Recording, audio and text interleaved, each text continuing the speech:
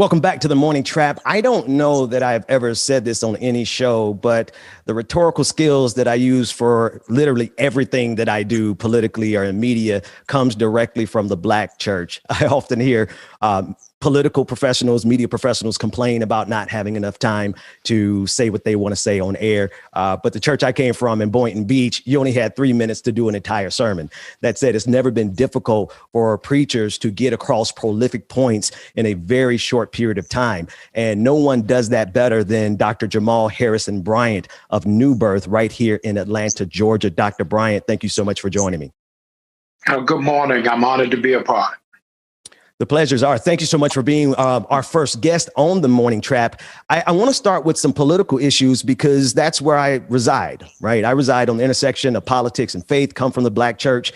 But we've seen a resurgence of white supremacy. It never went anywhere, but it's definitely here. One of the things that blows me away is the level to which these people are convinced that evangelicals, particularly conservative evangelicals, even more specifically, they're convinced that they are doing the work of Christ when we see these things and we're like, no, this is anathema. This is exactly opposite of what we believe. Help me out with this, Dr. Bryant. Do you think any of these white evangelicals, Republican, Christians, Trumpists, do you think that they would stop being Christian if they found out Jesus was a Black man? No, I think that Donald Trump is the embodiment of the kind of God that they want to worship. Somebody who is really a segregationist, is rude, is dismissive, exercises no compassion and no grace. This is the last vestiges of slave religion to keep people bondage. You heard nothing from the evangelicals when over 600 children are still separated from their parents. Nothing from the evangelicals when the wall is being built. Nothing from the evangelicals when Trump called Africa S-hole nation. Nothing from the evangelicals. So this is a real consistency. And so the church that you and I come out of is offensive because it speaks truth to power. And it's the real essence of the gospel. And so what it is that they're showing is really what we've read about but not seen in our generation is that old time slave religion. It was good enough for their grandmothers and they wanted to be good enough for us. It is said that the most segregated hour in America is Sunday at 11. Well, now that everybody is streaming, you don't have to go to the building. They're doing it now on blog sites. And so that's why it's so necessary for the church to stand up in this hour. Absolutely. Absolutely. You regularly make headlines, but one of the more recent ones was when you spoke out against Paula White, particularly her sermon as it pertained to calling African angels to come and assist Donald Trump. I want to play a quick portion of what you said there. Yes. She began to do an enchantment for African angels to come over and follow the pattern of the Middle Passage. Take the same route from Africa to the United States to assist in victory for the present administration, the administration that called the same land where these so-called angels are coming from as S-hole nations. Says, I know they disrespected you, but come help him. Now, Paula White has me blocked on Twitter because I referred to her as Paula White supremacist. But if you would help me understand something, Dr. Bryant, why is it that so many evangelicals want to act like Black preachers on Sunday when they go to the church house, but act like white supremacists when they go to the White House and to the courthouse? Because they're dependent highly on nimble-minded Black people to fill their coffers. And so they don't mind Black music on the praise team, but they don't put any Black people on the trustee committee. They don't mind them working security, but they can't sit on the front row. So they like Black culture for entertainment purposes only, but don't like it in terms of the empowerment value. That's why it's so significant of Raphael Warnock's election. This is the very first time that a Black preacher has been in Senate since Reconstruction. And to come from Georgia really speaks volumes. It's not coming from New York, not from Chicago, but from Old Dixie. And so the Black church really has got to shift from the sideline to the front line. So it's a critical and pivotal moment for all of our people. You know, this is I'm so grateful that you're here for this conversation, because I come from the Black church, but I'm more or less like the prodigal son of the Black church. And one of the reasons I tipped out, I put up my finger and tipped out, was because in 2008, as Barack Obama was running for president, there was an all-out assault against the liberation theology as preached by Dr. Jeremiah Wright. One of the things that bothered me was that there weren't a lot of preachers speaking up on behalf of Dr. Jeremiah Wright. I didn't know why in 2008. Since then, I put two and two together. My question for you is, because I saw you as one of the only preachers all the way back in 2008. There were some, right? But I'm just talking as a collective voice. Why is it that white preachers, evangelicals in particular, are a little more bold in how they leverage their pulpits for politics? But when it comes to the Black church, it's almost like they have convinced us, they being this system of white supremacy, convinced us that we shouldn't use our pulpits for power in the same way that they do. In 2008, what was levied against Jeremiah Wright was an attempted assassination on liberation theology. It is not that preachers weren't speaking on it. It was the preachers they give the stage to. And so that's a very myopic group of those who entertain the stage of a TBN or a Daystar. And so they have never been, liberation theology has never been mainstream. You remember growing up when we had Source magazine, the last page was unsigned hype. So that is an artist that had the goods but couldn't get a record deal. And so in every major city, you've got preachers who are speaking truth to power. What it is that we have convoluted in our generation is that in order for you to be significant, you have to have a mega church. And what I underscore to people is never forget, Dr. King never pastored more than 300 people. He never had the biggest church in town. And so just because you have exposure doesn't mean you have influence.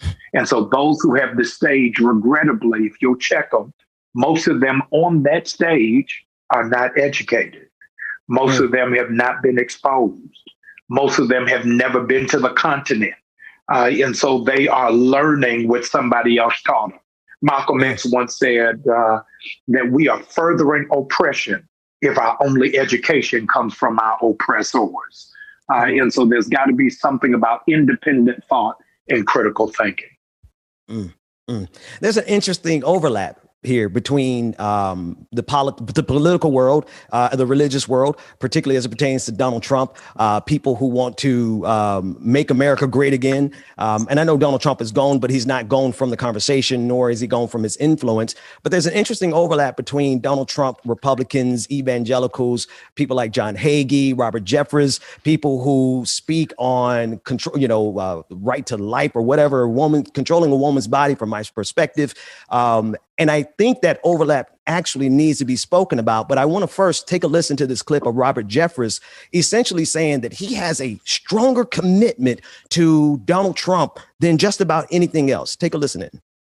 Well, I'll guarantee you, I'm not repenting of anything. It's certainly not my support of this great president. I told USA Today this week that I had absolutely no regrets whatsoever in supporting President Trump. And I told him this week that I believed he is the greatest president of my lifetime, and he will go down as the most pro-life, pro-religious liberty president in American history. And nothing anyone says is going to change that. Can we help these people keep it 100? Because honestly, if they really cared about the sanctity of life or marriage, they certainly wouldn't have supported Donald Trump. So to me, their aspirations and their inspiration, rather, is really rooted in control and not morality. Help me to understand, why is it that some church people are more concerned about who we're sleeping with than they're concerned about whether or not we even have a place to sleep at night? Well, let me go a step further. Here is their glaring hypocrisy. They are not pro-life. They're pro-birth. Because if they were pro-life, they would have said something about George Floyd. If they were pro-life, they would have spoke out against Breonna Taylor. If they were pro-life, we would have heard something about Ahmaud. They are not pro-life. If they were pro-life, then they would be vehemently against the death sentence when it is that this president has escorted people down death row and he is not Suge Knight. So they got to change their verbiage. Secondly, they have a moot argument because same-sex marriage was not on the polls, was not in the ballot. So they are fighting something that the culture has already shifted past. This is the largest generation of those who are believing God but won't go to church. And they won't go to church because the church has compartmentalized faith. That if you got tattoos, you got earrings, if you got on jeans, then you are not welcome. All the while, Jesus was hanging out with prostitutes and gamblers and drunkards. So this is not the church that Jesus would have went to. Malcolm X said this: I would have been a Christian if it weren't for Christians. And so the reality is we are guilty of pushing people away from God. And God is not cookie cutter clean. We like people to be transformed, but we don't want to walk them through the transformation process. Preach, black man. I've been following you since you used to say that on the Word Network, by the way. But yes, sir. I'm gonna bring it back. Is it possible? Because when I read the Bible, one of the reasons I don't do as much. I mean, I got a great church here in Atlanta. Shout out to Pastor Daly. It's an amazing church. But one of the reasons I stepped away for so long was a reason a lot of black men step away for so long, and people in general. Sometimes it feels like when I read the Bible, it's telling me that Jesus chased the money changers out the temple. It's telling me that he fed the poor, right? That he healed the sick for free. It sounds like Medicare for all to me, right? I see a Bible that doesn't preach us about prosperity, but it used to be a time that's all we would hear about is the prosperity gospel. Do you think it's possible some of these prophets misheard God when they thought it was the prosperity gospel? Because I read it as the Robin Hood gospel. I read it as we need to take the wealth of the wicked and give it to the just. But that's just me. Well, no, they see it as Robin Hood, but not the Robin Hood you grew up on. They see it as the Robin Hood from Wall Street. That would suggest that you have access until you're beginning to grow. I say all the time, never go to a church when you can tell which car is the pastor's, because the Bible says the oil flows from the head. So it shouldn't just be the first family doing well, but everybody connected to it. Last night in my Bible study, I am giving my members what stocks to invest in, how it is that they are able to open up a portfolio. So I don't think that there's anything to deal with prosperity as long as we are teaching sweat equity. Something is wrong with a prosperity gospel when it is, in fact, a sanctified Powerball system that suggests if you give $100 or $1,000, spin around 3 times, it's going to come. Money ain't coming unless the job is coming. And so we've got to teach about delayed gratification. We got to talk about life insurance policies. We've got to talk about setting up generational wealth. We got to teach our people that GoFundMe is not a funeral policy. And so I think that prosperity is fine as long as we connect some other things that go along with it. How do we make that connection? Because, and this is not categorical. We can't speak categorically about any institution, let alone the Black church, right? We understand the roots, the connectivity, the importance of the Black church throughout American history. The roots of the AME church rooted in the segregation and the racism. Not even segregation, during slavery, right? We understand the roots, but there seems to be a lot of disconnects, right?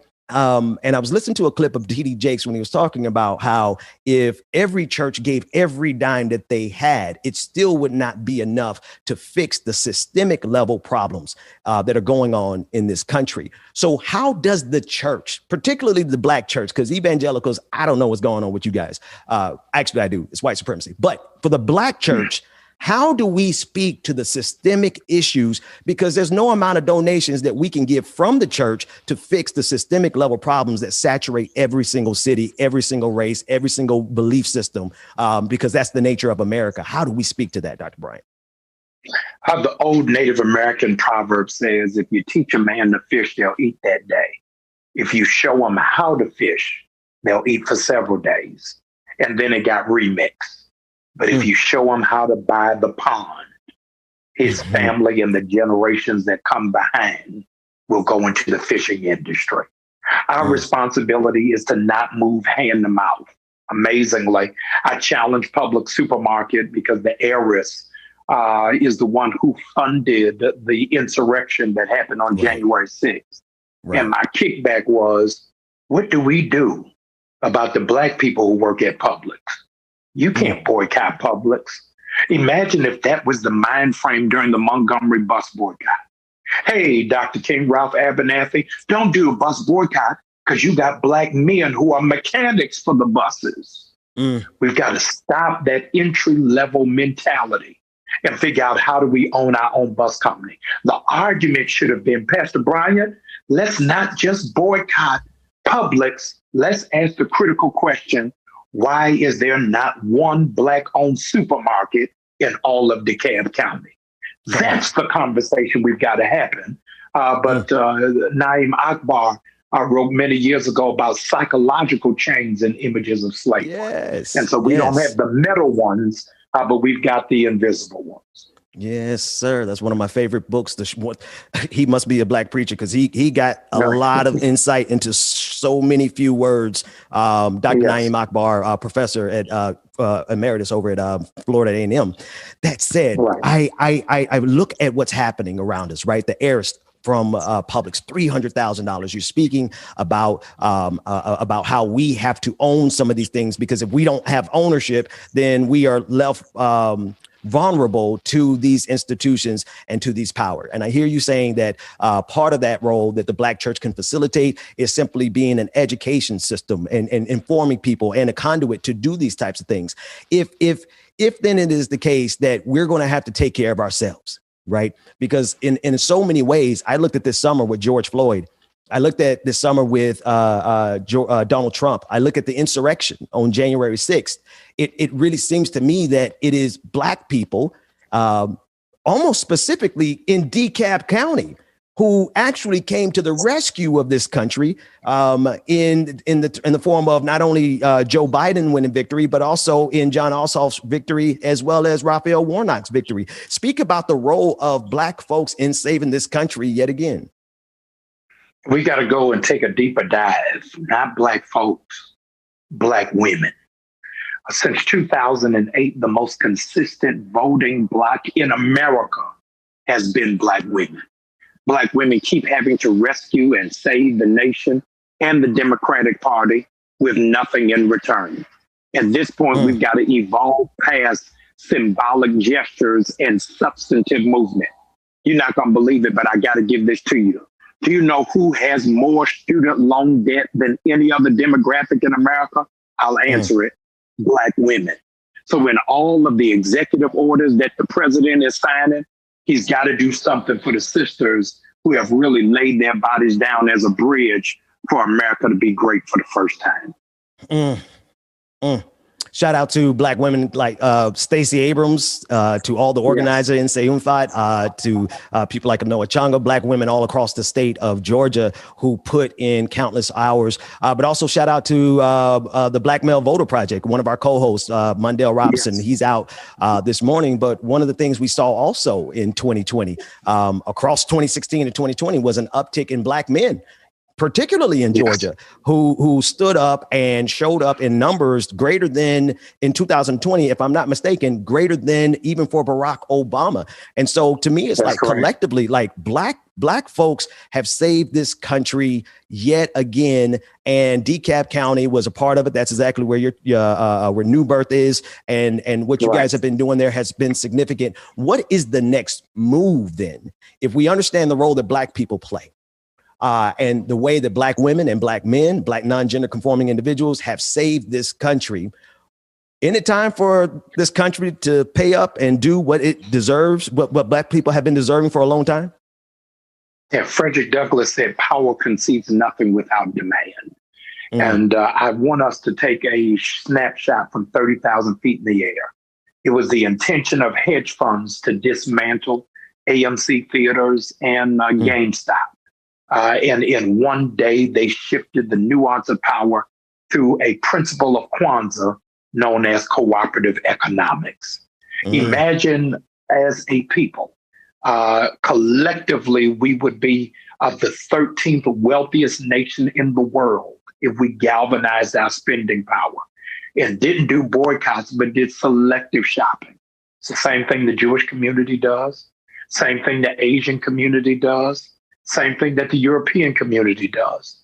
We've got to be able to do that beyond getting chicken bundles of hair and our nails done. But what are we going to do a collective shift in terms of our banking? How many of our churches are making deposits at Citizens Trust? How many of our entrepreneurs are falling in line behind Killer Mike? I'm telling you, we've got the power to shift the pendulum of the nation if we would only recognize how powerful we actually are. Dr. Bryant, I know you have to go. I hope you have time for one more question. Yes, sir. What then do we say to all this stuff that we got going on, right? If Black people have been saving this country, and we have, but we still have an uptick in white supremacy, the renaissance of white supremacy. They try to wipe us out. They enslaved us. Jim Crow, segregation, redlining, all these things that have been happening, but yet Black people have still stood up to the occasion. What do we say to those things as you get ready to go? And thank you so much for joining us this morning. Yeah. Number one is, in the words of Roland Martin, what is our ask? We as a people have dealt with so many layers of trauma that we have undocumented ADD. I've got to ask you a question here on the Morning Trap. Why aren't all the pastors, all the community outside of City Hall asking of the mayor, how did you reinstate these police officers that tased our children from Morehouse and Spelman? You rehire them. Not only do you rehire them, but you give them back pay. If this was a white mayor, we'd be turning the city upside down. Come on. This is the highest level of Black on Black crime in sophistication. But we have become so sedated by middle-class standard of success that we've forgotten to speak truth to power. So what is the ask? Number one, in the words of that prophet Ice Cube, we got to check ourselves before we wreck ourselves. We can't ask other people to do what we won't do for ourselves. And so this is the critical moment that we got to have a family meeting that is not live streamed, but we figure out what are our priorities. What is it that we want done? And we got to remember, y'all, that Reverend Warnock does not have 6 years. This is just 2 years left that he's got to fulfill. So that same energy we had in January, we got to keep that. Don't forget, y'all, in 2 years, we got to elect a Georgia governor. Y'all, we got to pull Stacey back in. We've got to stop moving for events and evolve towards a movement. Dr. Jamal Harrison Bryant, thank you so much for joining us this morning. We'd love to have you back anytime you're available. Pleasure. I'd be glad. I want to come back for the conversation about Trey Songz. Thank y'all. Okay. Hey, we'll be here for it. we'll keep the line open. Trigger. No, I'm joking. Thank you for having me. Thanks for being here. So, wow, that was an amazing interview. Just watching it behind the scenes. Yeah, and seeing you in your element, I think that was good.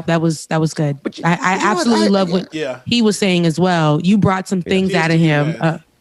Some key points out of him about, the local elections here. And a lot of what he was saying when he talked about how they're not pro-life, they're pro-birth. Yeah, I like that part. Because if they were, then we wouldn't have those. They wouldn't be upset about us calling them out about George Floyd and Breonna Taylor. A little known stat that I wrote about, and it's outdated, but back in 2010, when I wrote my book, the number of people, the percentage of people getting abortion in this country, 65% of them were Christian either evangelical, Protestant, Catholic, like the whole range of Christian. And so my thing was like, man, like if y'all just listen to your own advice, that'd be a victory, right? If churches, not even black folks, but churches in general would sweep around their own front door, as it pertains to all the stuff they try to hold America accountable to, we could probably solve a lot of the problems that they are bothered by. But so when Dr. Bryant said that, Rebecca, it was really, that really stood out to me as well. Yeah. Yeah. Were there any key things for you, Bubba and Darren? In the words of the famous street poet, Ice Cube, got to check yourself before you wreck yourself. Should have seen me running around here. You're running around. Check yourself. Dwayne, I'm sure Dwayne saw everything of his snapping fingers, clapping. Did he really run? I missed you. Ran. No, you should have put that on the screen. He did I wish we could have an instant replay of that. Like, I would love to see that, man. Yeah, shout out to Dwayne for not doing that. I appreciate that, sir. And Darren, what key points did you take from that? Well, one, it always fascinates me when he, to me, because it's so true in our community, where he talked about Publix and Harrison, and then trying to have black grocery stores in our own community and stuff like that. Yeah. And so, again, that was the issue that I had with the Kansas City Chiefs, where they were partners with Price Chopper at one time, and now they're corporate partners with Hy-Vee, and there's none in the black community. So I'm like, how do you weigh that? And should black folk go out and boycott those stores until they open some in our community, instead of it being a food desert where they have to travel hours. So I when he mentioned that struck a chord in me. And then of course I think I met Pastor Bryant back in, I want to say either 98 or 99, when I did a fellow at the White House, and we had this our school did this black college thing or something that was up at Bowie State, and he was a speaker, and so got a chance to meet him way back when. So it's always good. Yeah, it's always good to hear his voice and hear, because he's the same guy now as he was way back then. I don't know about all the reality TV stuff, but he was that guy way back then when I first met him. So thank you for pointing that out, because I really enjoyed yourself. Come on back and let us know. I'm joking. Because seriously, I was like, don't put me on, because I'm gonna ask reality TV questions. No, and hold on. Listen, I'm not above it, because go ahead. Right, but the good thing is that in the green room, you could tell he was listening, because first when he talked about Trey Songz, I said, I'm like, well, maybe I shouldn't bring that up the next time a pastor's on the show. So, you can bring it really up. down to earth. Trust me, you can bring it up. I've met Dr. Bryant the first time, probably 5 years ago, in Florida, when he spoke at a church in St. John in Boynton Beach. But prior to that, I'm trying to provide the brother with some cover for what I'm getting ready to say. I was going to say, don't apologize for talking about Trey Songz, because I used to hang out with all the pastors down in South Florida. I know what they doing. Judge y'all pastor, not us. Play some Trey Songz when we get that license, Bubba. We got to get those licenses.